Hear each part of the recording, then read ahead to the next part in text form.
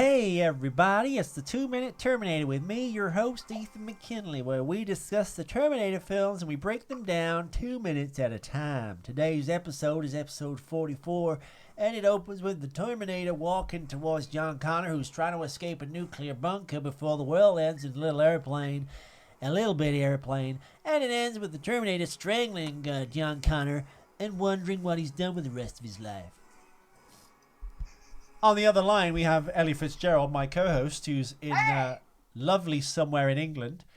And she's calling in on Viber, the new way to communicate with your friends over the internet. Hit the music. Howdy, stranger.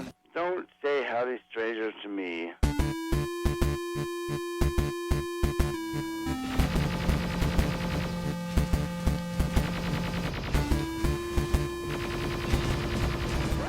Hi! I'm Chief Master Sergeant William Candy. Shut up! Shut up! Shut up! We are back. Hello, everyone. I'm Ethan McKinley. We are back with the 2-Minute Terminator, where we break down the Terminator films 2 minutes at a time. I've got a cold, so bear with me if I do this, or I go. That's what's happening. Please bear with us. Today's bumper music. You need to stop repeating yourself. You repeat the same thing about 3 or 4 or 5 times over. Hi, we're back. It's Ethan McKinley. You're listening to 2 minutes. You literally repeat yourself 3 or 4 times. Well, you must understand, everyone. This might be their first episode. You gotta pull them in. You gotta snag them. Okay. But yeah, I have my eyes are streaming. I don't know what's happened to my face. I know what happened. I touched the cat. That's what it is. I'm allergic to cats. That's what it is. Why all of a sudden are you becoming allergic to animals? I don't think I am. It's just I think that I spend so much time away, and I've not been in a cat-like environment very often because I've been in London and stuff. I think when I come back here on those occasions, it inflames. But the cat literally has like gone up to my face, and I've touched it earlier, so that's what the problem is. I didn't wash my hands. Is it a long-haired cat? Yeah. Yeah. Well, that's probably what it is. It's probably long hair. Because when animals have long hair, it's a lot finer. When it's short hair, it's thicker. Right. The fine hair can irritate you. Well, anyway, as I said, we are on episode 44. We're going from 86 minutes to 88, the 126 minute mark to the 128 minute mark. And my darling co-host Ellie, who's not in the same room for once, thank God. She's on the other end of the line. Hello, Ellie. Hi. How's it going? Yeah, good. How are you? Oh, well, I'm very well, thank you. Thank you for doing this through gritted teeth as you're trying to get to a drug dealer and then a party. Today's episode, as I said before, begins with the Terminator coming across to kick John's ass, and it ends with him kicking John's ass, basically. That is very true, Ethan. Thank you so much for highlighting that to us. So my first question is, the idea is that the T800 has now gone bad because of the finger stab by the TX. Is that right? Yeah. Yeah. Okay. Is there a reason why he's walking like a zombie? Yes. Why? What you just said. What? Because he's now been made evil, it means he now walks slower. Well, I don't know. I guess two schools of thought. One, his body's been badly damaged. I think that's probably the main thing. He's had his head kicked off. But his body hasn't been. He had his head kicked off. His body was all right. Yeah, but the CPU, the chip in his head, he said he's like as with a human being, all the information comes from the brain that's controlling everything. He's had the shit kicked out of him, basically. He's had his head bloody roasted, kicked off. So he's doing that kind of like rubbish 1980s Hofmeister beer commercial walk. Beer commercial? What? It's either that or he's fighting his programming. Okay, so this comes to another point and another issue that I have with this particular 2 minutes. So he's a Terminator. He is obviously programmed to complete a mission. How, after being programmed to destroy or terminate John Connor, would he be able to fight against that? That doesn't make any sense to me. It doesn't, and I think in the real world, if any of this crazy crap was real, I think he would just run up and just kill John, or walk up or whatever. But yeah, he'd basically kill John Connor. That's another part of my qualms. As a Terminator, there's no way he would be talking to him and just throwing him around. He would just rip his head off. Well, I think the main reason more than anything as well is, I mean, this happens in RoboCop, doesn't it? But like, because RoboCop can fight the programming. RoboCop does it better.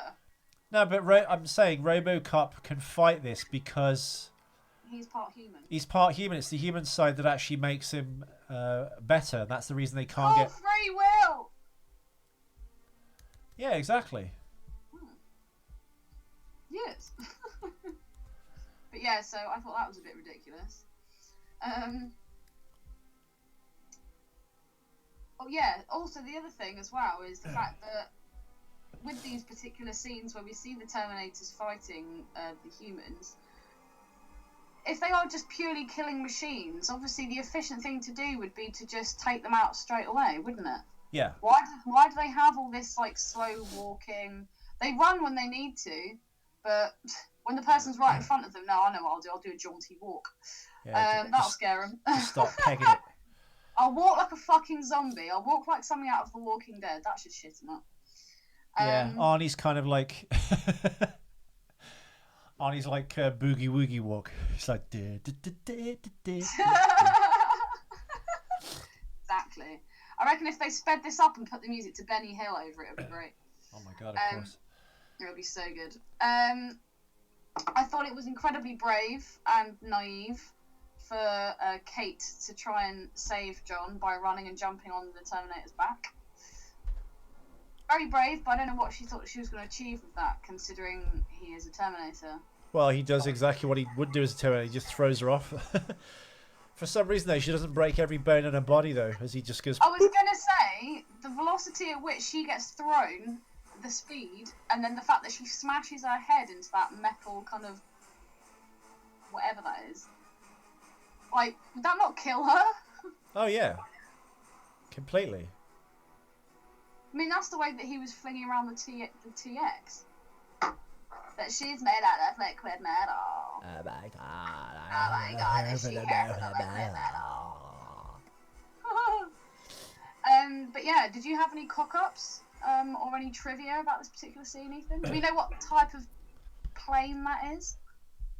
A single-engine Cessna? I don't know. One of our American listeners might know, though. Actually, I wonder what Spaldner's knowledge is on the fighter planes and things like that. But yeah, by the way, listeners, what did you all think of that kind of like old episode I posted where it's me slowly realizing that this co-host maybe not is the right person for the job because we don't get on at all. She doesn't understand me. She's kind of quite buttoned down and serious, and I'm like going, oh god, I've made a terrible mistake. I've made a Faustian pact with the devil. I think no one's actually acknowledged that. John Nichols, Spaldner, Josh, have you listened to that?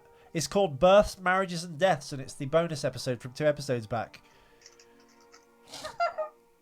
No, Ethan, we had sex because we wanted to, but whatever. Well, whatever. We won't discuss our personal life on the podcast. Yeah, we will.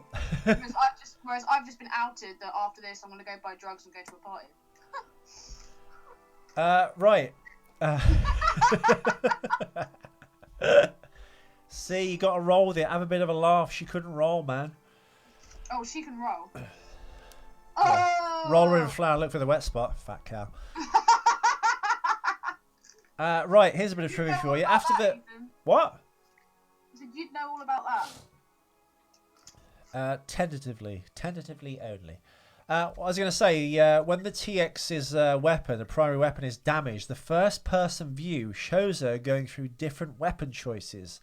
On the right side of the screen, one of the weapons is called a Rumsfeld P81 Cauterizer. This is a joke about Donald Rumsfeld,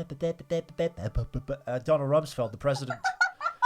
The President's Secretary of Defense at the time in 2003. Donald Rumsfeld obviously was working with George W. Club W. As with every Terminator film... Oh, here we go. I've answered your question. I should check these notes before I actually do the show. I apologise. I always ask you to. You know why the Terminator is walking the way he does? Why? As with every Terminator film, the Terminator's left leg is damaged in some way. Is that like a trope? I'd imagine it's a trope. I couldn't get in because I'd lost my key. I couldn't get in. The TX obviously is still stuck on the Hadron Collider there. So, Ellie. Yes. Have you listened to this clip with the dialogue? No. I'm a machine. Well, basically the Terminator saying, get out of here, now! So he's trying to warn John from his kind of personal fatherhood side. Yeah. Okay. And he's basically fighting with the machine programming side, which is trying to kill him. So that I guess that's why he's walking slow. Now, John is basically saying, remember who you are, remember me, don't do this, fight this, break the programming. Because I must kill you. Oh God, do this, do that. Kate Brewster, get off my back. So yeah, I don't know. I guess maybe you could argue it's a touching scene. So it's the Terminator's love trying to overcome the programming of the machine, his human side, if you will. As you've not listened to the clip properly, Ellie, you've already looked at the, as we discussed in the last but one episode back, we've broke the film into 2-minute shreds, but it's only recorded sound-wise, the special effects noises and the music and not the dialogue. We didn't discover this, and yeah, well, we didn't discover this because the clip we started off on was the bathroom fight, which is all just sound effects and music, so it didn't matter. Although I did notice that at the end of this particular 2 minutes, it's very similar to what happened in the second film when the CPU had been taken out and Sarah went to destroy it, and then she finally brings down the hammer but purposely misses. It's kind of similar with this because the Terminator obviously goes to... Her logic is fighting her emotion. Yeah, but he's about to pummel John's head in, I guess. John, I'm going to pummel your ass. Misses and hits just next to it. I thought that was very similar to that scene. Spin Doctor is very similar.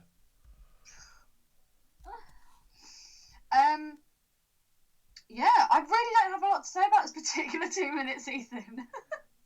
I've literally covered all my notes. Well, I think it's quite poignant, Ellie. I'll put the dialogue on for you. You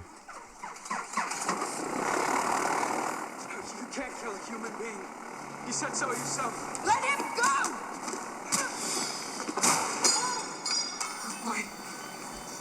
You're fighting it right now. My CPU is intact, but I cannot control my other functions. You don't have to do this. You don't want to do this.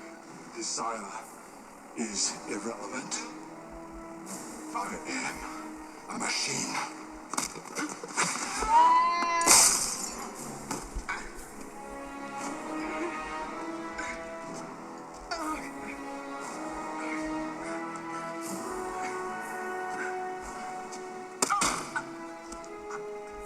What is your mission? To ensure the survival of John Connor and Catherine Brewster.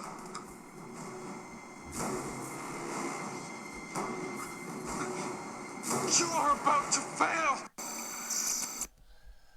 So there we have it. He's trying to get the Terminator to break his programming. There is quite a lot to say, I think, in this one because it's well, I mean, it's the classic man versus machine, John versus the Terminator, and the Terminator versus himself.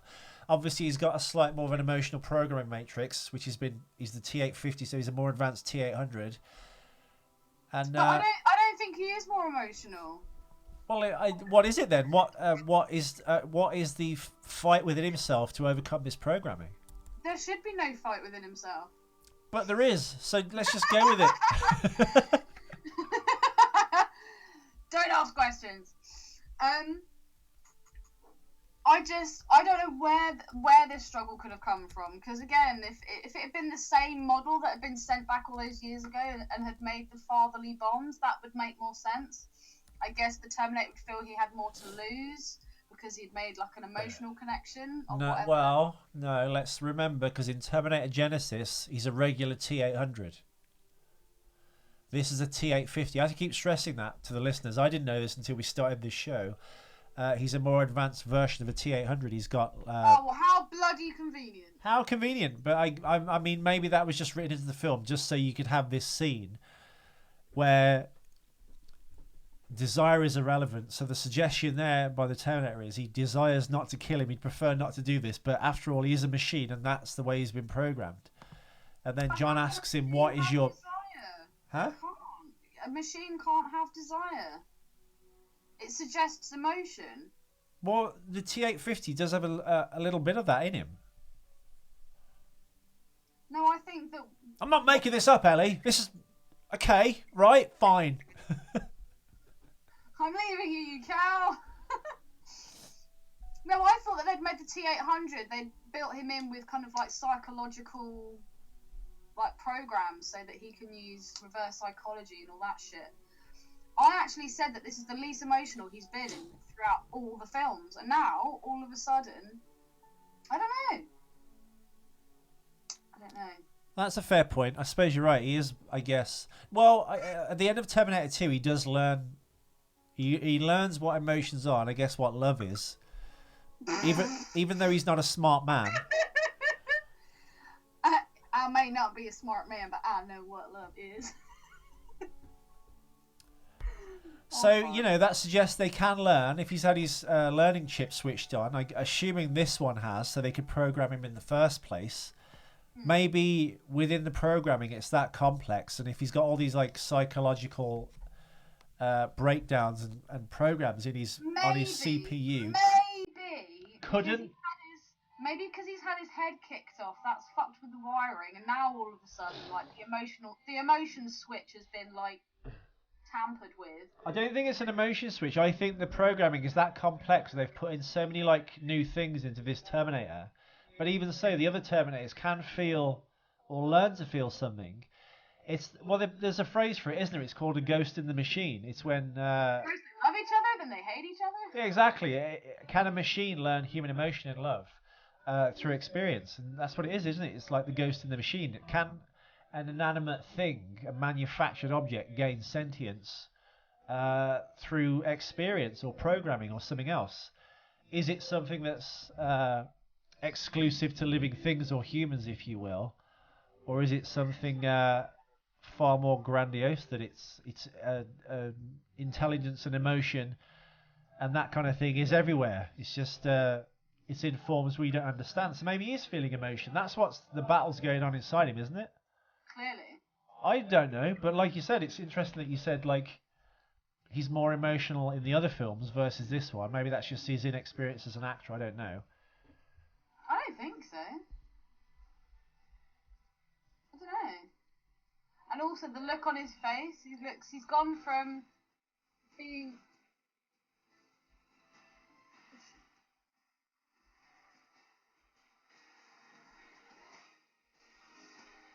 Without you.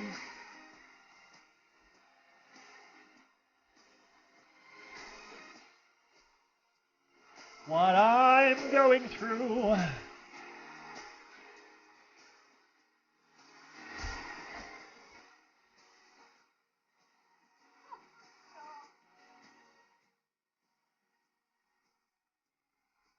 Did you enjoy that, Ethan? I did. That's what's playing in his head when he's doing this.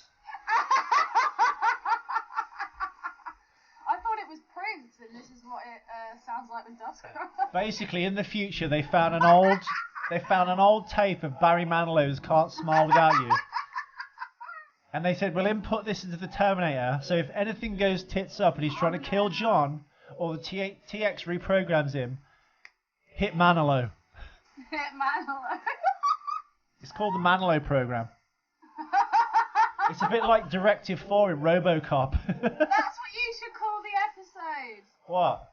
The Manilow Programme. Yes. I'm going to make a note of that because you'll ask me later, go, what are we going to call the episode? And Because I only store useful information in my brain. I've already typed it in. I've already typed it in. I've already typed it in, haven't I? Have you? Brummy scum. Yeah, I don't know. I think that maybe the only way that this could possibly have happened is because he's had his head kicked off and his wires are a bit fried. Yeah. Let's excuse it that way.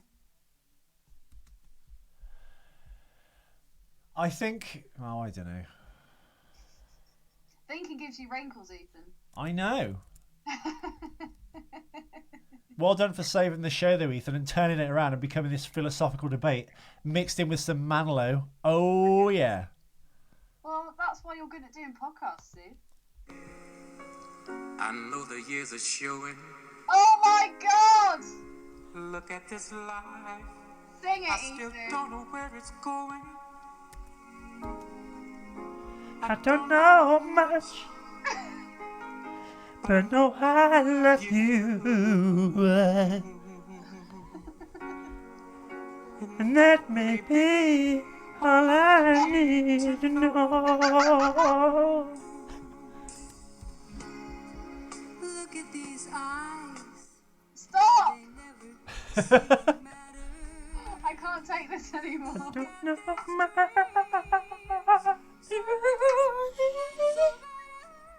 Oh God.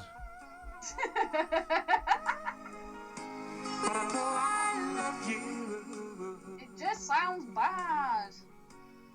Yeah, if anyone listening, that's Linda Ronstadt with Aaron Neville. All the things we've mentioned in the show are in the show notes under homework, and you'll see them just below the YouTube video or on your iPhone with a clickable link. But yeah, Aaron Neville's singing style is really bizarre, isn't it, Ellie? Because he kind of doesn't sing. It makes me think of hurdy-gurdy. Hurdy-gurdy. Yeah, it's a bit, you know, it's like those things they put at the end of like trumpets to like to stop the sound and go wah wah wah wah. But he does it with his voice. Either that or the laugh box that the Joker has in the first Batman film. It's like there's a stopper and he's trying. He goes like he's trying to sing, but he's got a singing stutter. Just like that. With inspiration. Look at this soul. Still searching for salvation.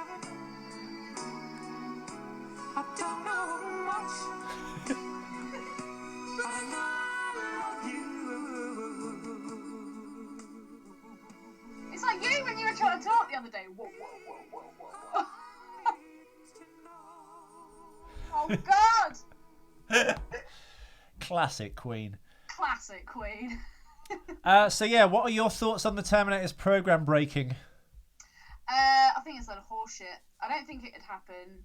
I think if he was programmed by a much more developed machine,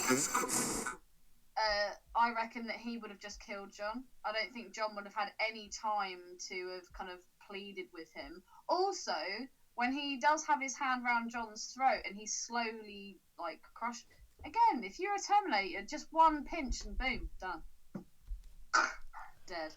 Do the classic Arnold move and break his fucking neck. Yeah, I guess.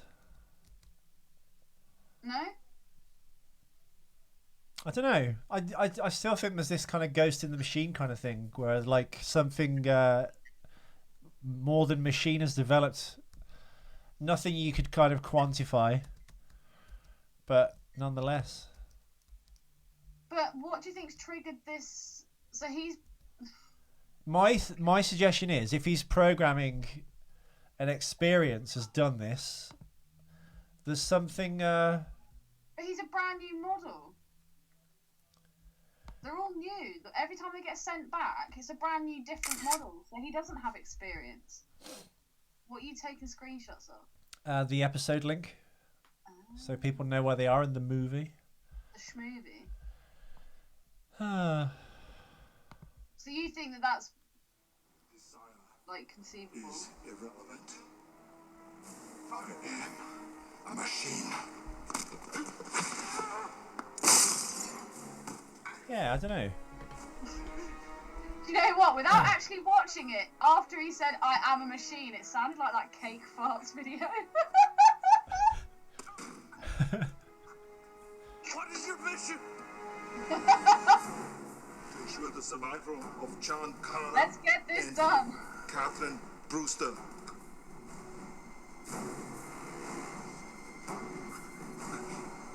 You are about to fail. That mission. I might try and do some cake farts at this party tonight. I reckon that'd get it going. I'm sure it would. Yeah, the idea of the ghost in the machine, Ellie. I thought you'd know this. It's a manga film, but it's like something a machine. I don't like manga. I don't like anime. All right. Well, the point is, can a machine have a soul? Basically, that's the whole concentric.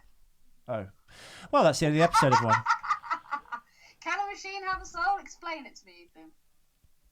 I don't know. That's the thing. I think if someone, maybe a machine that's that advanced that can ask, with artificial intelligence, that can ask itself these kind of questions and become, I think, therefore I am. Does that not constitute a soul? It's an age-old question in sci-fi storytelling.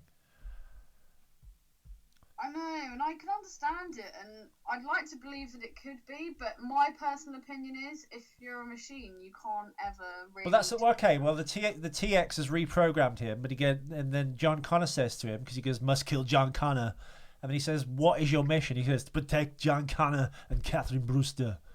He goes, "You're about to fail that mission." Best acting ever. I know. By me.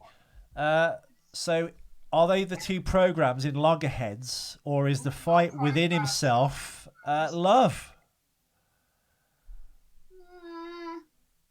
I don't think so. Oh, we've had another person accept the invite to like the page. Wow, 500 invites to like the 2 Minute Terminator page, and we get 2 responses. Fan dabby dozy. Anyway. Do you like the new artwork for the 2 Minute Terminator page, by the way? I do and I don't. What don't you like? What do you like the cover photo? The cover photo is great.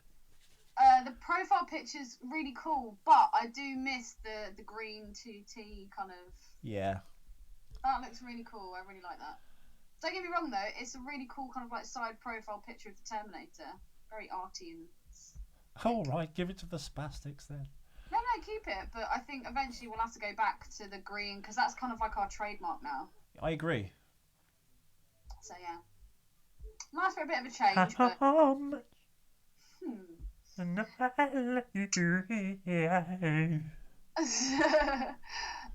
So, have you got anything else you want to say about this particular 2 minutes? I haven't, but I did enjoy that, Ellie. We had a nice little philosophical musing then. You were like, I've got nothing to say. I was like, have you listened to the sound on the clip?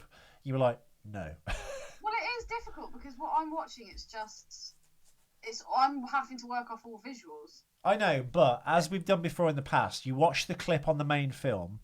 I mean, you use this as a kind of just a loop-de-loop, as a stopgap, so you've got the visual playing, so you can like pluck things from it. I'm going to try and work out the sound problem. Why that's happened, I don't know. I guess maybe the edit software prevents you from doing anything more than 2 or 3 channel surround sound. I guess, maybe. I don't know. I will look into that, viewers. Hopefully by the time we get to Terminator Salvation, we'll have all the bugs ironed out. And there we go. There we go. So what have you got planned for the rest of your evening, Ellie? Want to do another podcast? No, because I have to get in the shower, because I'm going to be in just under an hour, and I need to shower, get ready, sort my shit out. I'm not going to hear from you for the next 2 days, am I? Yeah, you will. Yeah, well, you kind of, yeah. Every time you go to a party, Ellie, I never hear from you until the Monday. That's fine, but just so I don't pre-book any possible podcasts over the weekend with you. Dude, I will be Me and the around. listeners would like to know. No, I will be around this weekend. Okay. If you're going to get wrecked tonight, though, I mean, how can one... How... I'm going to a party tonight, but the party it's not like some people's parties, where they go on for like 3 days. This is literally tonight, and then tomorrow she's doing family stuff, and then she flies back to Paris on Sunday, so... No, I know, but I'm usually... only going to see her tonight. Usually in a situation like this, if people aren't completely sober, they tend to just disappear. As we all know, Ellie, you could end up anywhere. This is true.